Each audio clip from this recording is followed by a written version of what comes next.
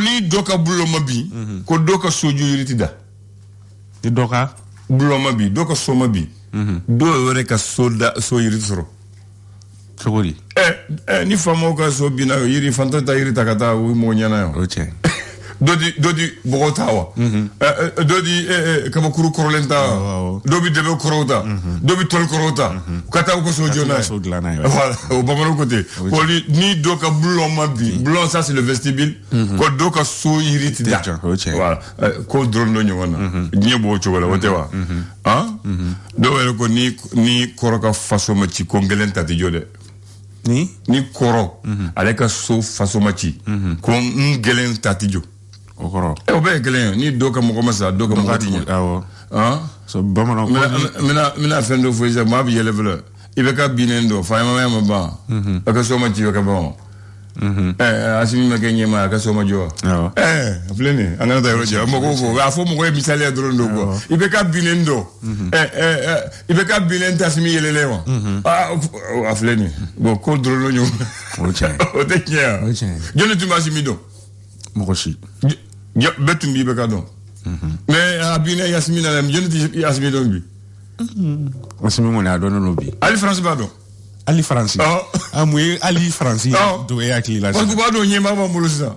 aya o ba don parce que ba don ni e france ba fo do bi malikuna ça parce que ba don voilà il y a pas ça voilà ni ko ali france ba don ala ke kewale fe france ba don masabi mali la bi oko dogo akon maro go do be ambi o ba no chebi mali la ça voilà ya famu no kuma famu voilà kana kuma yele male ka ko renyina la mais bamalago mais le moment na kelen fo anga famawe bamalaga no lalikando ko ni ko ibiki jobe keleke ala ba ibiki keleke la de ni ko ibi jo kelebeke ala ba ibiki keleke la de etokodi bamano wo famane mo ti joko be singa se adana c'est rodo la ibay no ko adon voilà mo fana fo yebi we la dilkanya ka nyesuma agele akujugo voilà we la dilkan mba suma bamanangando ko ni ko ibi jo kelebeke ala ba ere beke kelekele voilà ya fam bien d'accord donc ma fait ko de duma ka ke misali e ka duma bi quoi otewa bismillah bien ala musa février kalo le temps ni wolonvla samba fla le ni muwani fla namu ame gafe u damne ni l'essor o e façon ka facile essor ni a baba mananga no ko ni nyeta est-ce que mi nyeta sira la amasira ka tabarkal nan turanga nyamo ko bismillah abse yorod la maliente garante kun ayo essor ale kumale no famille kan o de ye siga fo ba min kera ni abi fama ko assise nationale de la refondation ale barako ni temeno ko fe shogol ko kala may gali anyam ko ni wele a labeni barako be mo munum bolo ka foli krengrene kon taka nyashi uma ale ni ka la seli kon ke kayira ka fo ko administration ko ni kon na ko yele mali baw kon kay nga kay yenno ayo barako kon ni ke ka nyashi assise nationale nyama ya ko be mo munum bolo essor ali bi ana be to no fe français ale finti la kamani foma ko barkan afogata se takuba fenema ayira ka fo ko amo wakati mna iko sisa ko yala ko ulu kontina takabo malawa anyini ngal ko ni tengu ndembe a essor konnana alibi yani essor beto no fe opération keletiki no nga finti la ko ka wuli ka jodowi ayira ka fo ko lu kon be ka tatugo ba manchi olu daga yoro konna ambe wakati mna iko sisa essor ale ka da selido farkolo nyana jeta stratégie la yera ka foko entraîneur ka collège no ka frano kulu ko ni ulubna akli jakabo do kon ke wasa de me abseka takanyeshi Mohamed Makasuba matumina Mohamed Makasuba ire anga tulanchila ka korobalo uluka de karamo godo ambe wakati mna ikosisa ngo black revel l'indicateur du renouveau kuma nyuma balawa indicateur du renouveau ale faming kan ko Jian kon nana krenkrene ala farafina kon nana ko fintiki jamana minga fintiki la kawni olu koni joro koni kabo ni abe fo ma ko puissance militaire africaine ayira ka fo ko Mali koni be joro ta ani konontola na farafina kon nana ko ni jenta ka laje ko ambe place min kon na ko yi keme ani duru ni o 105e niveau ko mali kon we o la findi la ka fanfela kon na ni sega li kera kulu mi fe o de global fire power mo ya sega li rabe talike sam bafla ali ni mo ani kene au delà indicateur du renouveau ali ka la selido ali bi ani indicateur du renouveau beto no kon faire am tasi sa ko affaire de logements sociaux ni kon we soye munu kon ni kanga di de sabato kon ni ma rami wakati mna iko sisa ko ayera ka foko so keme saba kon ni ko olu ditro kon ni manye indicateur du renouveau ali ka la selido ali bi anay abeto no kon faire et CDAO ale ni yuma kon nga njangini kon tali ko ka nyashi malima ko ame wakati mna yuko sisa nga nyamo kon weka ule ka jo bela jelenke wasa ka seka jenyo kuro kon ni wasa gelambe ame wakati mna yuko sisa ferep seka soro alla choko minna indicateur du renouveau ni aleka la seli ali bien apto no fa amta menaka ale ni gaw kon na yira ka foko bamanchi wale ke bo wire ka kulu fula kon na karno kon kera sababu e ka civil binani boyongo kon ni bone onina kera menaka ale ni gaw ka ulufe indicateur du renouveau aleka la l'indépendant e kenyere am saka kenyere yo bismillah indépendant alekumana femi kan ko Union européenne aleni Union africaine kanko uluka nyokonye koni mi reka inga ke bi ko kunungo koni ko mimetalike magisala le koni asimi gweta kon wele telephone konna ukoni ko masala kon sinfe ko magisala iraka foko nyokonye mi kon ka inga ke bi Bruxelles ka ulufe no ko ale kon benata mali koni defend ko sobe wasa sanction mi kon taleno ni kuluku folo feni o yumwani sero mo ko sanction ko fole abseka li choko mina indépendant aleka la selido alibi yani indépendant beto no confère kulumi bena foma ko cadre d'échange des partis politiques pour une transition réussie ni olaira ka foko marsikalo na to kle mo ani duru ko lutna chama fanga kon na ko don o mu kon nana adema PSG ni ale politique to fokata se yela mafele manu politique to olaira ka foko cadre kan yakil na kon ni ko olu felate aye indépendant aleka la selido Bronto nyawan dafa jamva d'abord politiquement do ambo fam bebi ni yoroni information ba kono information ale kuma le me fami ka o de yi abe wakati do kon bo kuma kon kube bololo koni sanfɛ métallique Alassane Dramane Ouattara ni Côte d'Ivoire jamana ɲɛmaa ale ni Boubou Cissé ni Mali kɔni premier ministre kɔrɔ don ko olu kɔni kube ka masala kɔni ko a bɛ tali kɛ ka ɲɛsin dɔgɔma kɔni kɛ ka ɲɛsin an ka jamana ɲɛmɔgɔw kɔni ma ko mun kɔni kɔnɔna na ko an bɛ wagati min na ko sisan ko Alassane Dramane Ouattara ko ale ma a nkalontigiya dɛ ko a ma kuma information ale ka ba ko ale mamede ko ale ko mamede nu ya me yodi mabuja bi ko ta ya mamede mais ale kuma kelendo ko ale ni bobu kuma ale ni sumele bi kuma ale na sibi kuma ko ni ale ayufu aya ama to ko museka seka lu bara obese ali bi ani information be to no fait Union européenne ale ni Union africaine nga ñoño koni ka hukumu konna kulu min kon sigile no wasa Sahel jamano ka se ka dema kon taganya su oluma olu kona ila ka fo kulu koni la dilika koni ke ale ni kube wule ma dake kanya shi Sahel jamano oluma information ale ka la selido ale fene kuma ne be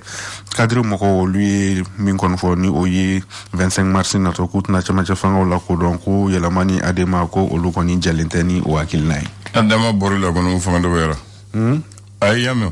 mona adama kono borula fanga do wera aya le challenger ale kuma le me femi kan o de yi Nyokonda no kon kube jen jamana bisaba ani woro oni nyokonche metalike orobo olu glani na kuna fulu ya iraka foko o kene ka subhana machine mum sega harmadem baraka mali ka joros fa voilà a iraka foko o kene ka mali yale medai nani koni soro o ko nyokonda koni konnana aywa challenger ale ka la selido ali bi ani challenger beto nyokon fe Aminata Dramane Traoré ni ministre korodo malano ale la seli do kon ke ka iraka foko mali koni ale be ka se ka CEDEAO ni UEMOA ka ni nyangili mini kon kunko avec de kon taka nyesi do koni ma ambe wakati mna iko sisa challenger ale ka la seli do anga de gun kala kolon jigiri de ali mo mu ya dangu aga kuma bode ka sabu ke ko Sénégal société civile Sénégal Côte d'Ivoire sida obe gun za gawili aga kuma bode ira ko akoni ame ka se ka kunga anga kuni wani ko abe ka de gun na se ko wara uluma Challenger ali ka laseli do wali biani Challenger be to no kon fait affaire logement sociaux kon na ko gouvernement men koni kunale no yelema koni kama kwa mi wakati mna ikusisa ko akoko kon daleme denena ka sabuke logement sociaux ko abaro koni make kanye ayu Challenger ali ka laseli do kabako fadonyo buraman na ka koba kabako namu amta ko sogolobugu avec katika fe ne ma degani men bite sogolobugu tubaraka damo do club do men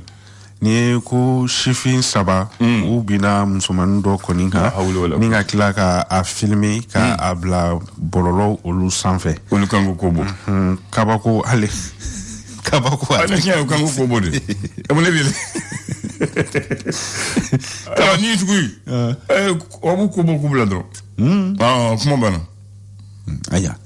al kuno domine na nenya na ko kanito karantite glana comme c'est la ko viol nous temena na non mo sugu al afrika ko la fe obu kobo kubla non ya bebe mu zugo la bi ki ko la kabako ali biana beto no kon fe ni ne ko yi mo godo ko ni mini ale ku bi ayere ke findi la ka findi la ka olu ka bara ko ni ke ame wakati mne ko sa ayere ke findi la ayere ke fe sedase tega ko ndala aka brigade 2 merci mo ko fe ame wakati mna ecosystem ale Jafarlando de kabako ale ya kala ale Jafarlando ka ayere ke findi ka malfada ka refera ka ta police la ka fogo mo gobla mo ja nya dal mais sala ka yabla kabako ali dukala seldo albiani kabako beto no kon fe ayira ka fo ko so no kaw olu fe no dudo kon kono ma do kon ko ba fe ka moto kon ni so ayira ka fo zon ko fole ko ashi 100 meter 100 ans ani worola ko akoni minana mo ko fe ya go shi fo ka afaka kabako ale ka la seli odo ale bian kabako beto no kon fe 600 fata fin masaji ka olu fe no ni abe bafla be marala ayira ka fo ko mo do kon ka koro foro hectare sheki ko akoni sele récolter yɛrɛ ma ko tasuma kɔni ye amine ni ka fan bɛɛ lajɛlen kɔni jeni bonɛ kabako ale ka laseli do ngone bonɛ ka sɛnɛkɛ ka yiriwa fo waati min na i kan ka récolter wagati ni ka jugu dɛ a ka jugu ni jugu ye ne jigi bamanan b'o fɔ ma jigitigɛ voilà bamanan b'o ko ne ye kɔrɔbɔrɔ mais bamanan b'o fɔ ma jigitigɛ o tɛ wa Etienne n'a fɔ ni cɛ i ka laseli la ni tilegan fɛ sara i bɛna wala ɲɛɲɛna mugu b'a di k'a di mɔgɔw ma Mali siya sugu de siya caman bɛ Mali la siya caman de Mali la dɛ n ko siya caman mais kulu saba de bɛ Mali la kulu saba cogo di waati min na o kulu saba ko hɔrɔn ko moriw ani ɲamakalaw hɔrɔn moriw mori oui ani ɲamakalaw i taara yɔrɔ yɔrɔ i bɛ nin saba sɔrɔ i tɛ taa yɔrɔ si ni kulu saba la n'i ta sɔrɔ siya o siya n'i ye siya o siya ta i b'a sɔrɔ dɔw bɛ olu k'olu ye hɔrɔn dugutigiw ye dɔw ye olu ye ɲamakala kuma mansa ni kuma dɔnso ye ani moriya baarakɛtɔ ye ni kungo sera dugu min na olu de bɛ wele ni minɛw baara sera ni furu taama sera kuma ɲɔgɔn sera ɲamakala b'u wele ni dugutigi sera u bɛ dugutigi ni hɔrɔn wele i taara dugu o dugu i b'o sɔrɔ a kɛra si o si a kɛra bamanan o bobo o kɔrɔbɔrɔ marika n'i taara bɛɛ n'i ko lada mais ni maa sugu saba i b'o sɔrɔ u cɛ la n t'a dɔn ni aw fɛ a bɛ wuna tɛ n'a segu ni a kuma a bɛ sigilen don ni a tɛ segu a bɛ segu a bɛ aw fɛ a bɛ voilà mais maa kelen b'u la olu ka baara ka bon nin bɛɛ olu ye jeli de mais sisan bamananw t'a fɛ k'a fɔ jeliw olu b'a fɛ ɲamakalaw voilà mais o danfara jumɛn bɛ jeli ni ɲamakala cɛ n b'o fɔ ye sisan hali kana presse ko ɲama hali ɲama ko tɛ o ɲamakala jeli ye mun bɛ baara kɛ n'a ka da ye k'a kɛ kuma ye ka maa fɔ ka n ka tariku fɔ an ye ka taama sira kɛ aw ni tɔw cɛ faama bɛɛ n'a ka jeli du bɛɛ n'a ka jeli kabila bɛɛ n'a ka jeli ɲamakalaw ye jeli b'a la funɛ b'a la garange b'a la woloso b'a la gɛrɛsɛ b'a la maabo b'a la numu b'a la donc i y'a faamu sisan c'est comme ɲamakala y'u ka yɛrɛ a bɛɛ bɛ ɲamakala ye a foroba tɔgɔ d'accord foroba tɔgɔ de ye ɲamakala ye ni ko Nyamakala, Fune, Ghana, Garange, Gaulo, Gerese, Yirika, Woloso, Maabo, Djeli, ani Numu. Afam yara c'est ça. Afam Mouizan. Mais ni ko Djeli. Ouais, Adama,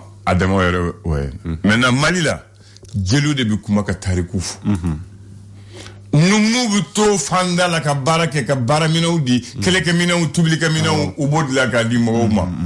ya famu garange be golod la ka samara la ka fen wore la ka di ma am bi semuna ya tama woloso ulubi jaguya benke parce que ni jelu de sero wati mina woloso de bina parce que woloso na ma be menga fi langolo boka ngangolo yirawla ani o horen ko ni ta so e ko ite so ma et tu sais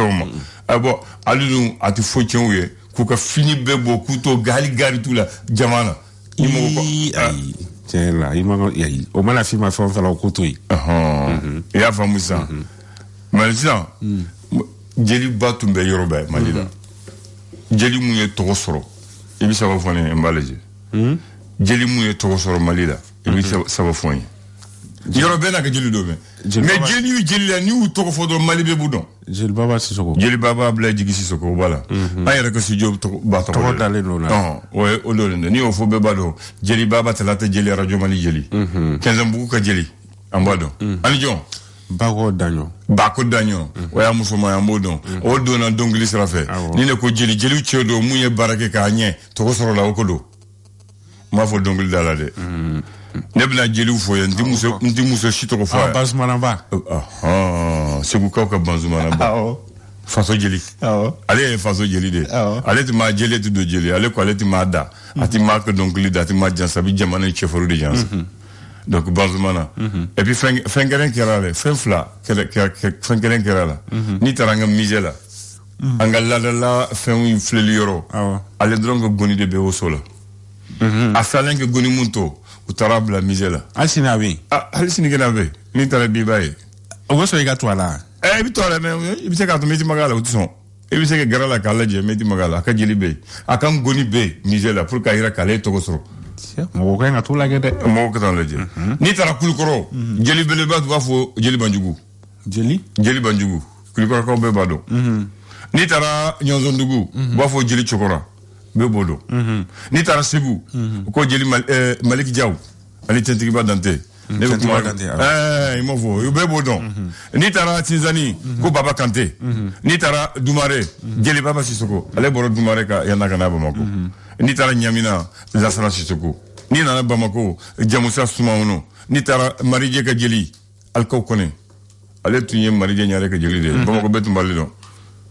ale de ko ale ti fama fla asike fama fla ka jeli kelempe Maridje nyare wiya dala Maridje nyare ka jeli alkaw kone nala ya kambodo bafo dugutigi bina kuma o watina dugutigiya sarabala jeliya dan kangelendo ni tara mande o b'a fɔ kɛlɛ bala ni tara kirina wakamisoko ni tara kita kɛlɛ monzon ni tara kita tuguni Tijani Sissoko Lampedu Kulu Jaba ni tara Mopti Bara Samba ni tara Kolokani Jeli Magan Sissoko ni ye jeli ye mun tugu sɔrɔ olu ye barake jamana u ye barake k'a kɛ jeli kelen de tun bɛ Bamako bɛɛ b'a dɔn Garange Mamu Nyoto bebodo garange mam nyoto kome voilà on va faire ko foye donc jelia te baraganza mais si ça de jelia kere garibu yae nous ma ke garibu yae voilà ma fo ni che nous ni tu membolo ka foye bi jelu ka hakato de voilà le flash d'information avec la rédaction de Clédou Info.